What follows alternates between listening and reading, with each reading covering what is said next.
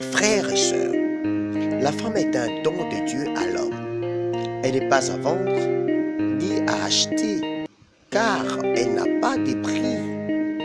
Tu la compares à quoi pour que l'on donne beaucoup d'argent en vue de son acquisition? À un cheval? Un robot?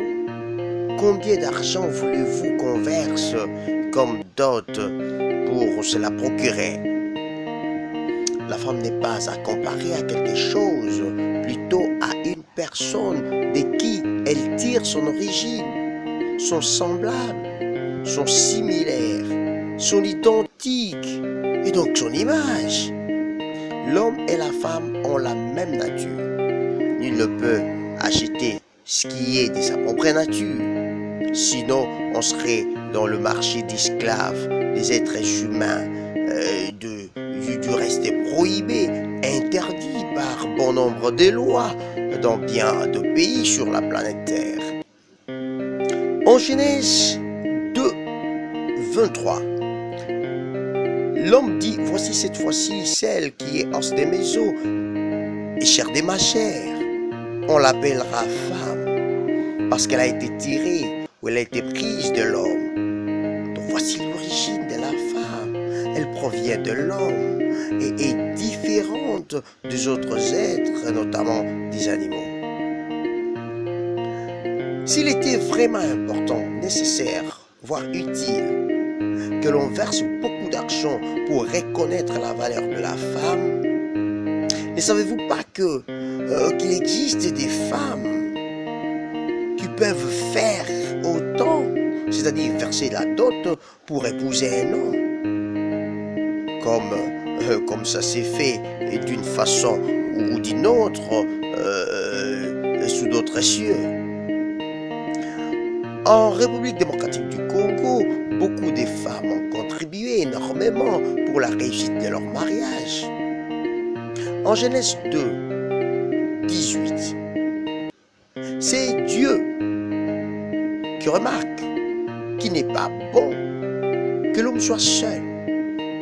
Et donc Dieu décide de lui former une compagne à partir de lui-même. En Genèse 2, 22, Dieu lui donne cette femme ainsi créée, un chef-d'œuvre qui vient couronner toute l'œuvre de la création, donc la femme.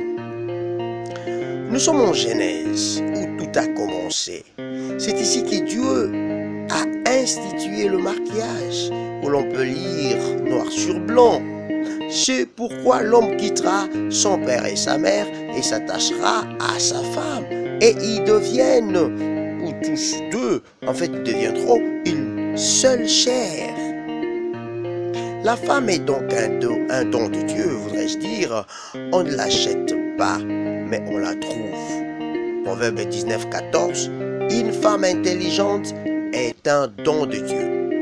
Proverbe 18, 22. Renchérit. Celui qui trouve une femme trouve le bonheur. C'est une grâce qu'il obtient de Dieu. Adam a trouvé Ève et c'est une grâce qu'il a obtenue du Seigneur Dieu. Aujourd'hui, avec l'augmentation de la méchanceté, l'esprit mercantile et l'idée des lucres qui hantent la plupart des parents, beaux-pères ou beaux-pères à devenir, exigent de fortes dots avec la pensée de faire de la fortune sur le dos des jeunes hommes sans expérience de la vie conjugale, au lieu de les aider. Il y a certains parents qui ne veulent pas lâcher ou laisser partir leurs filles demandent des choses impossibles ou difficiles à réaliser. Saul, par exemple, dans la Bible, qui ne voulait pas donner sa fille à David, lui demande 300 prépuces des Philistins comme dot. Il y en a eu, selon certaines fables, qui ont exigé un paquet d'eau ou des fumées pour le dot. Donc, ça c'est la méchanceté. Il faut préciser ici qu'on ne doit pas prendre la fille d'autrui sans se conformer à la coutume ou à la loi du pays en la matière, s'il en existe une. Laissons Adam, prenons Isaac. Son père Abraham avait tout préparé pour lui.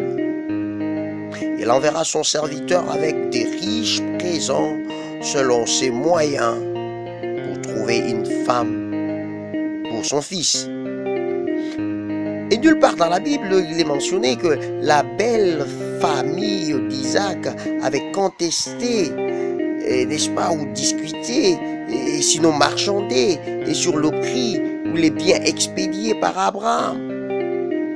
Ou voudrait voir telle ou telle autre chose être ajoutée dans ce qu'Abraham avait prévu. Toute la famille s'était réjouie et la seule chose à faire était d'interroger Rebecca si elle était d'accord d'aller avec cet homme-là. Et la réponse était affirmative. Regardez, en RDC, la liste totale est connue selon les tribus et les coutumes. Laissez le jeune homme vous apporter ce qu'il a pu réunir, comme biens et comme argent, et facilitez lui et sa fiancée la tâche de ce qui reste. Facilitez-les la tâche de ce qui reste à faire. Vous aurez aidé vos enfants à ne pas toucher à l'interdit avant le mariage, sachant que la femme est un don de Dieu. L'homme qui la trouve le bonheur. C'est une grâce, n'est-ce pas, une faveur qu'il obtient de la part de Dieu. Donc, comprenez que ce n'est pas tout. La femme 5 nous dira plus. Que Dieu vous bénisse et comportez-vous bien.